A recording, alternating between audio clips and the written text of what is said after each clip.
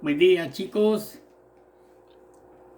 Bien, el tema de hoy es referente a la reproducción de animales y de vegetales.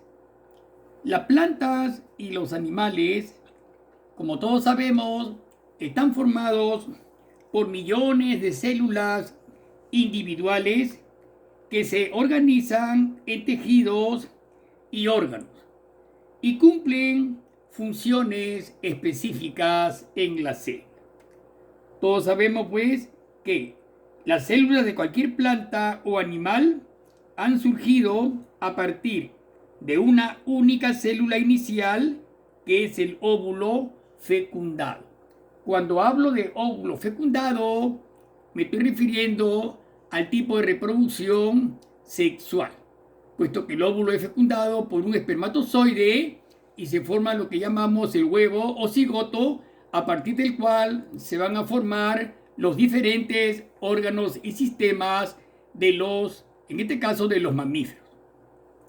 Bien, cuando una célula se divide, la información genética contenida en su ADN debe estar duplicada de manera precisa para que luego las copias se transmitan a las células hijas. Bien, chicos, vamos a entrar entonces a la división celular. ¿Ya? Cuando hablamos de división, alumnos, vamos a hablar sobre el tipo de reproducción asexual y sexual. ¿En qué consiste la división celular? Es un proceso donde una célula es capaz de dividirse, como su nombre lo está indicando, para obtener una réplica exacta del ADN mediante la división de los cromosomas en dos células distintas. Mucho cuidado. En especies unicelulares como las bacterias o las levaduras, cada división de la célula única produce un nuevo organismo. No olvidemos que vamos a hablar primero sobre la división asexual. ¿Ya? Por eso me estoy refiriendo a las bacterias, ¿no? A las levaduras, o sea, a todos los organismos procariotas, chicos, ¿ya? Entonces, en especies unicelulares como las bacterias y las levaduras, cada división de la célula produce un nuevo organismo. Vean ahí están los tres tipos de división en los unicelulares por bipartición.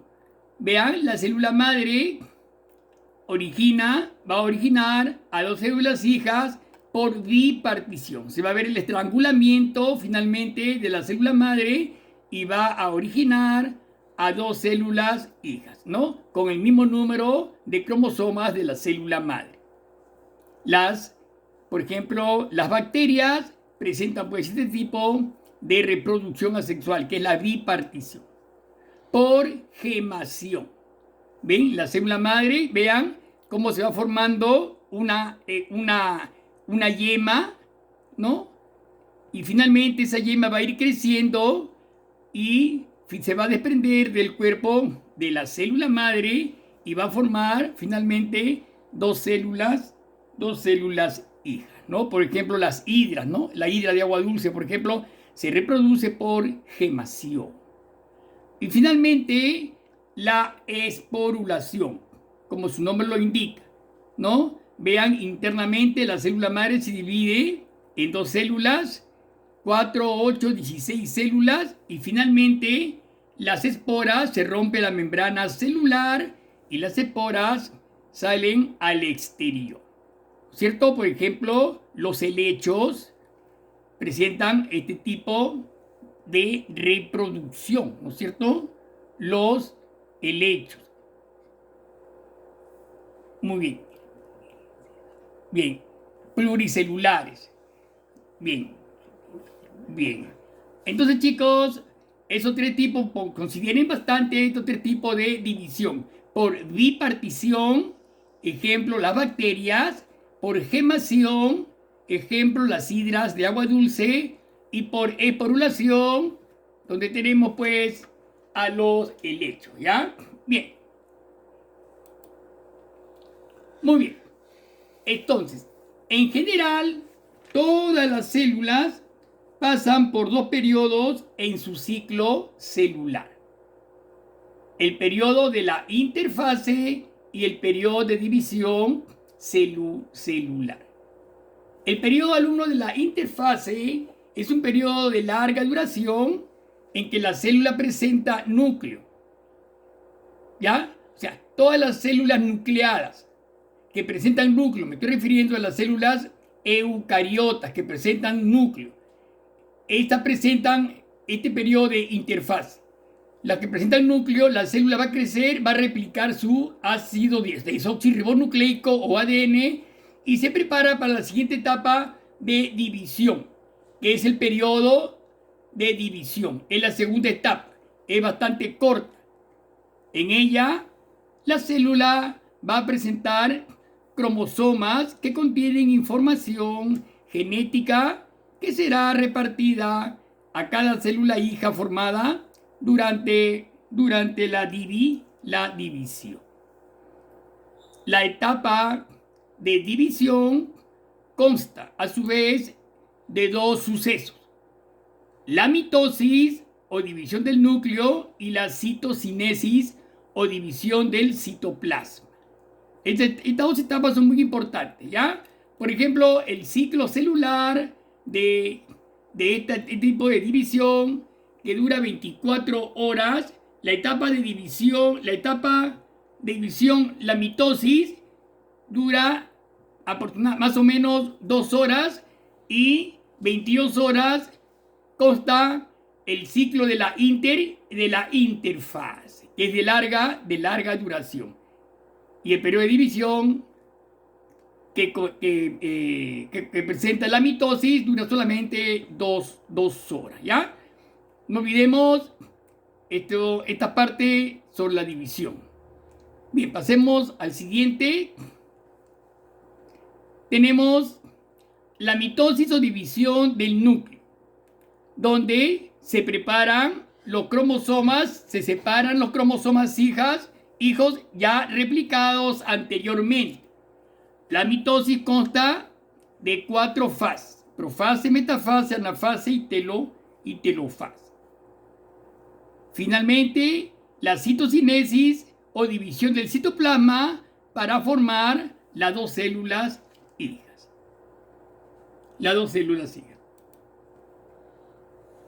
Bien, vamos a pasar pues a la reproducción asexual en los animales. Bien, la reproducción asexual en los animales. Como las plantas, veamos, los animales se reproducen asexualmente cuando solo un individuo está involucrado en el proceso. Miren, vamos a hacer referencia, alumnos, a lo que ya hicimos anteriormente. Recuerden la reproducción asexual.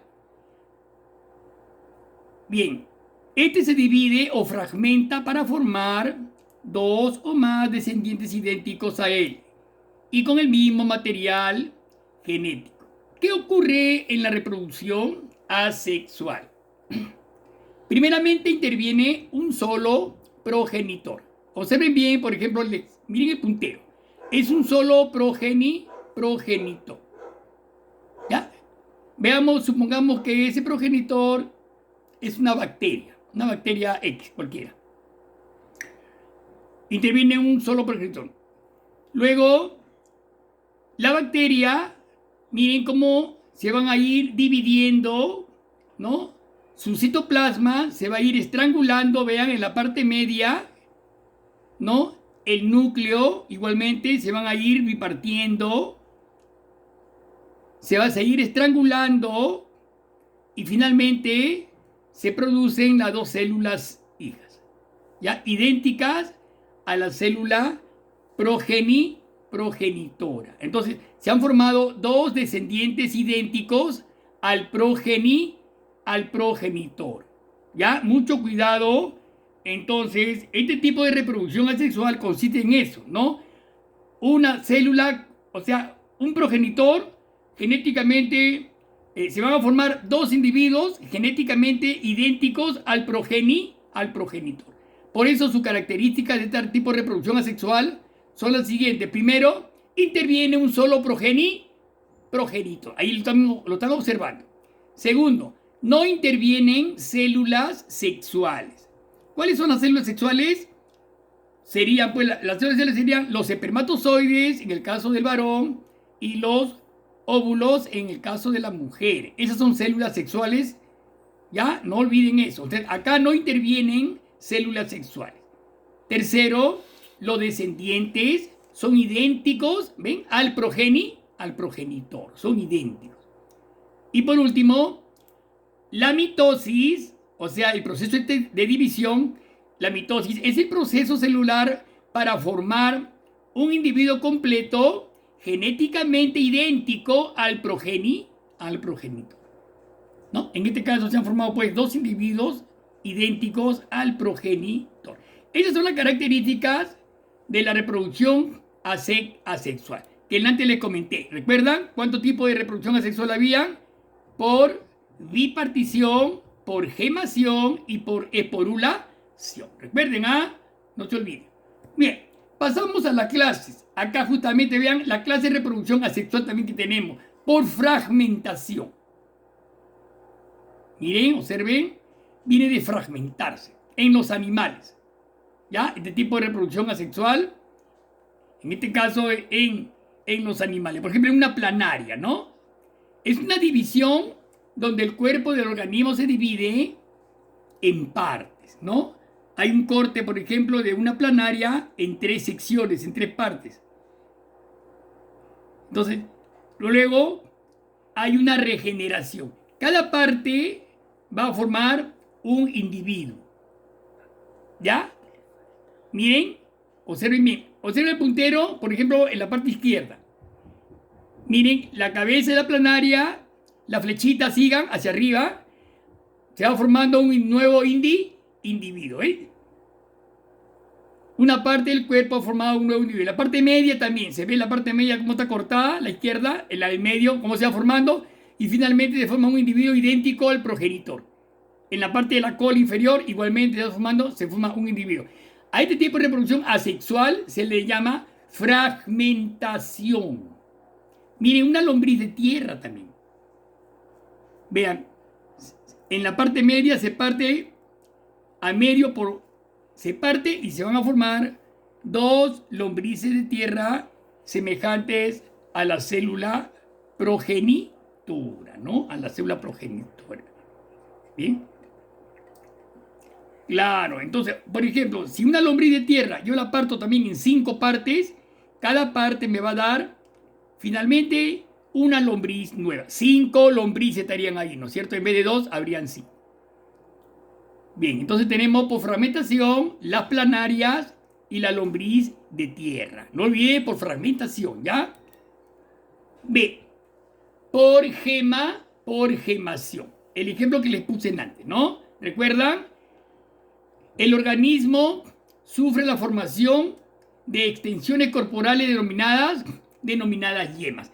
Esa es una hidra de agua dulce, ¿ya? Miren, una yema, ¿cómo va? Brotando de la parte inferior, se llama un brote o yema, ¿no es cierto?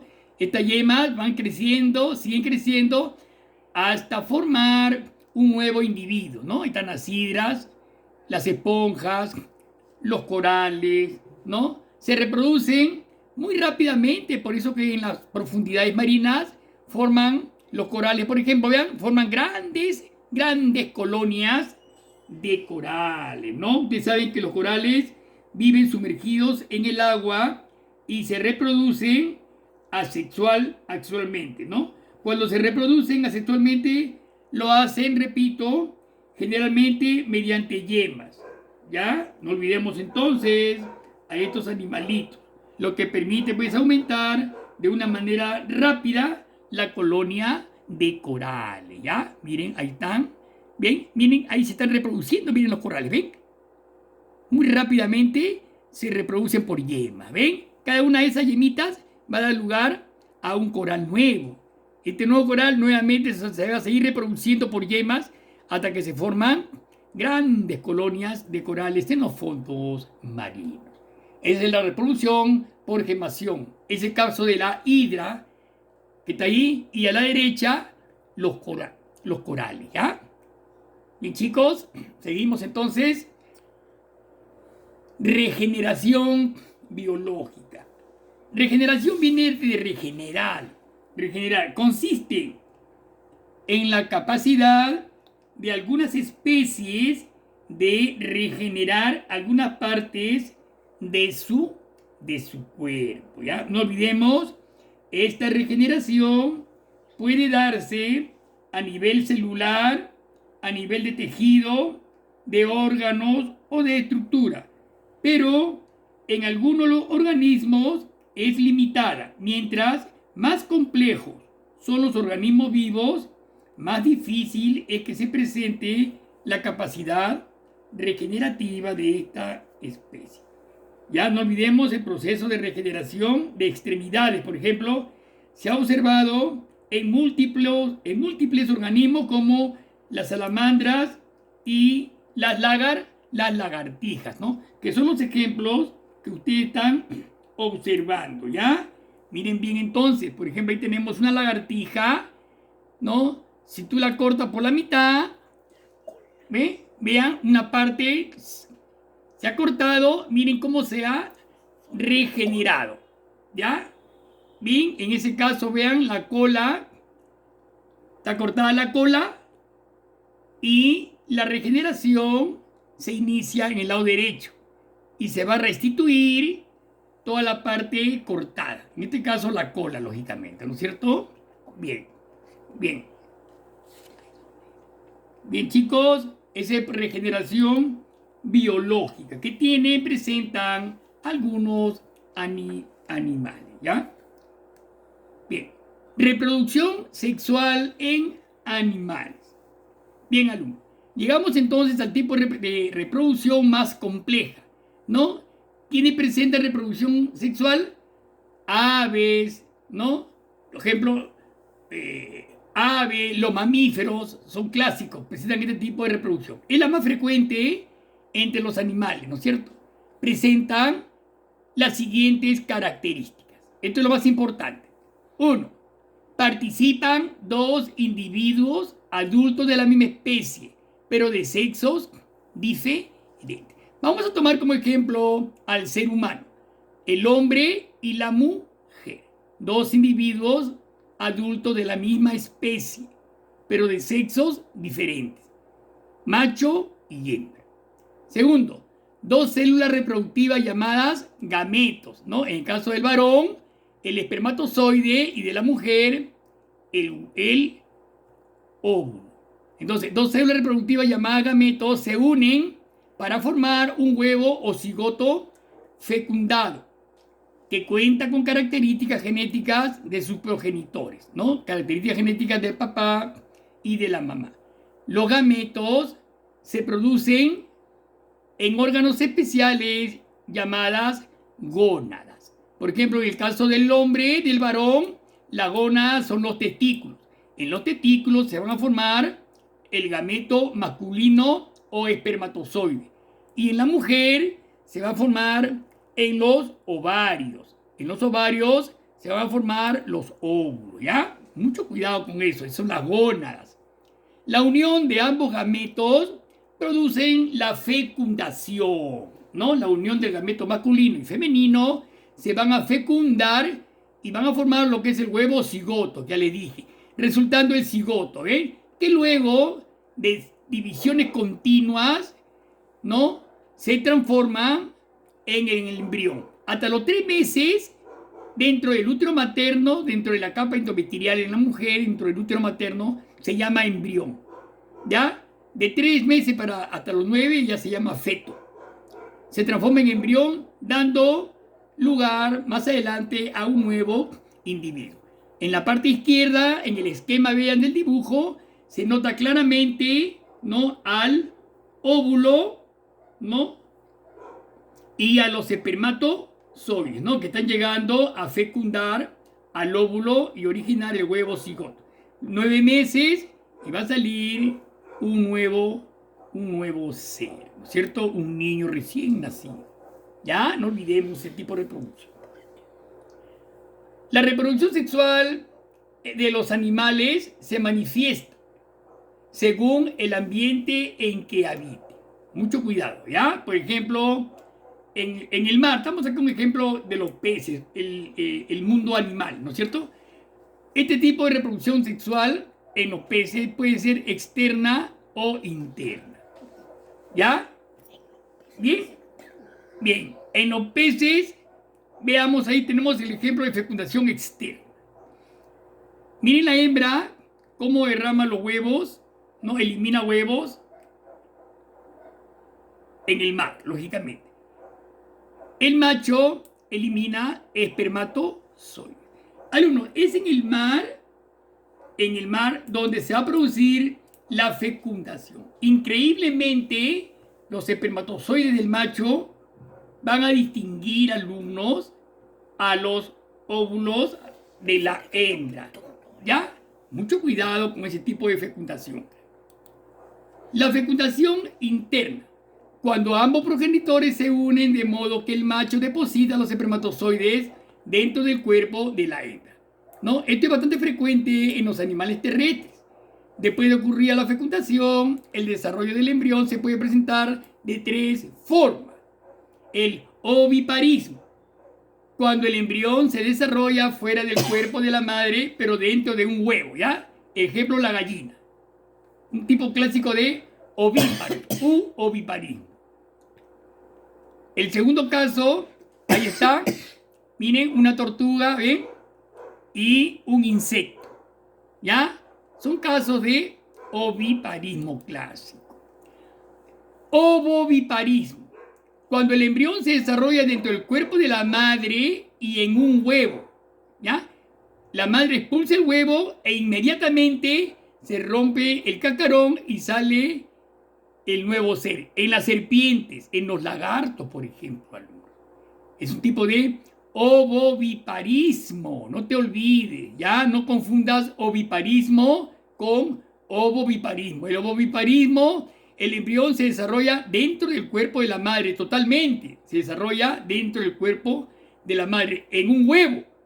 Una vez que ya creció, llegó a su parte el embrión, la madre lo expulsa dentro del huevo y nace el nuevo ser inmediatamente. No tiene que esperar como el caso del oviparismo, en el caso de la gallina y los pollos, que tiene que demorar. Tiene que incubar, etcétera, etcétera, ¿ya? Y el último caso es el viviparismo, cuando el embrión se desarrolla dentro del cuerpo de la madre y se alimenta de los nutrientes que ésta le transfiere a través del cordón umbilical. Por ejemplo, nosotros, ¿no? Nosotros somos vivíparos, nacemos vivos, lógicamente. ¿Quién nos ha alimentado dentro del útero materno? Nuestra madre. ¿Tenemos un ombligo? Bueno, de ese ombligo, de ahí salía tu cordón umbilical hacia la placenta. Y la placenta te daba los alimentos necesarios. Cuando naces, te cortan la placenta y de huella te queda el cordón umbilical, te corta el cordón umbilical y es una huella de tu cordón umbilical, es tu ombligo, ¿ya? Ese es lo mamífero, por ejemplo, ¿ya? Viviparismo. Muy bien, chicos. Llegamos entonces finalmente a la reproducción en las plantas. Reproducción asexual. Según la presencia o ausencia de semillas. Mucho cuidado. Existen diferentes maneras de reproducción asexual de las plantas. Por ejemplo, por esporulación, que viene también de espora. Ejemplo, en los musgos y los helechos, ¿no? Usted sabe que los musgos y los helechos no tienen semillas, carecen de semillas. Producen pequeñas estructuras llamadas esporas, que están ubicadas en los soros. Si usted tiene la curiosidad, alumno, cuando vean un helecho, van a ver que en la cara inferior de la hoja, en época de primavera más o menos, van a ver como unos puntitos que están, miren ahí, unos puntitos marroncitos claros, así como están viendo ahí. ¿Ya? Esos son los esporangios. Y dentro de esos esporangios se encuentran las esporas. ¿Ya? Miren, Ahí está el musgo, los oros y los oros. Ahí está el helecho, los oros, y hay dentro de los oros se abren los oros y salen las esporas. Gran cantidad de esporas. ¿Ok?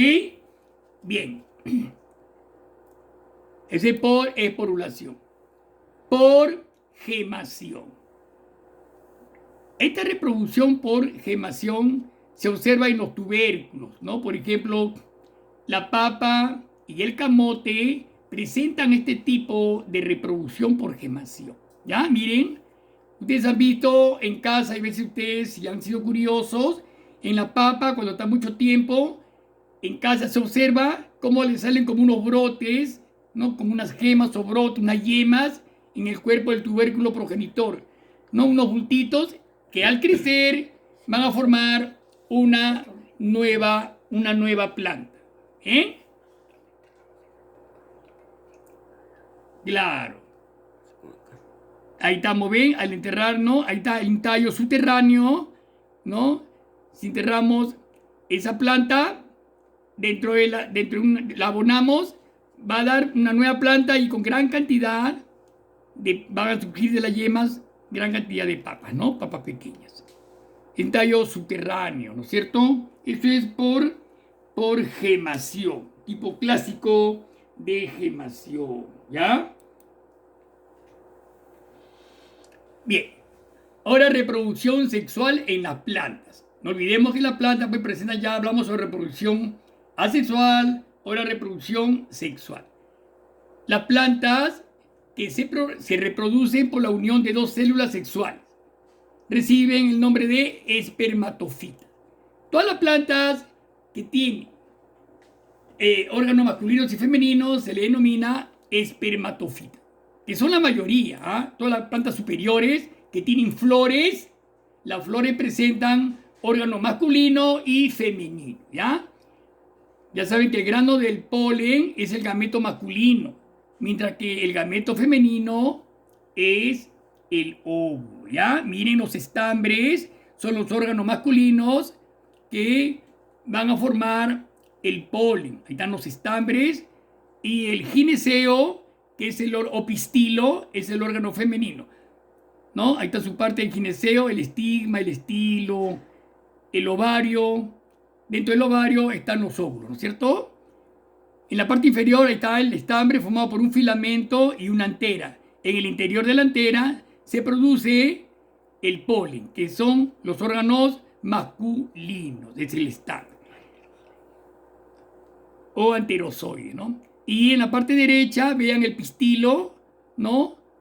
Ahí está el pistilo, parece una botella, ¿no? Un órgano, tiene un estigma, un estilo y un ovario. Dentro del ovario están los óvulos, ¿no es cierto? Bien, no olvidemos que el polen va a ingresar por el estigma, ¿no? Y se va a unir a un óvulo. La unión, muchas veces el ovario va a desarrollar, va a madurar y va a dar lugar a los frutos, ¿no es cierto? Ya eso lo conocen ustedes. La polinización. ¿En qué consiste la polinización? Es una de las formas de reproducción sexual propia de las plantas, ¿ya? Estamos observando, miren, es el traslado del polen hacia el pistilo de la flor, ¿no es cierto? Ese es un tipo de polinización directa, o sea, en la misma flor se va a realizar.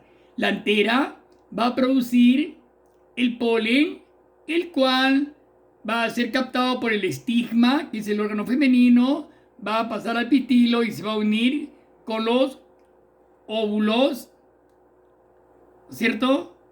Y ese es a la derecha un tipo de polinización cruzada, ¿no? Ahí, por ejemplo, ¿no? Cuando una abeja llega a la flor en busca del néctar, toca las anteras y su cuerpo se impregna de los granos de polen que allí se encuentran. Después, al ir en búsqueda de otra flor, el insecto rozará su cuerpo con el estigma, debajo del cual se encuentra el ovario que recogerá los granos de polen. Es así que el polen llega al órgano reproductor femenino de la flor, produciéndose la polinización. Esta forma de polinización se llama cruzada, ¿no es cierto?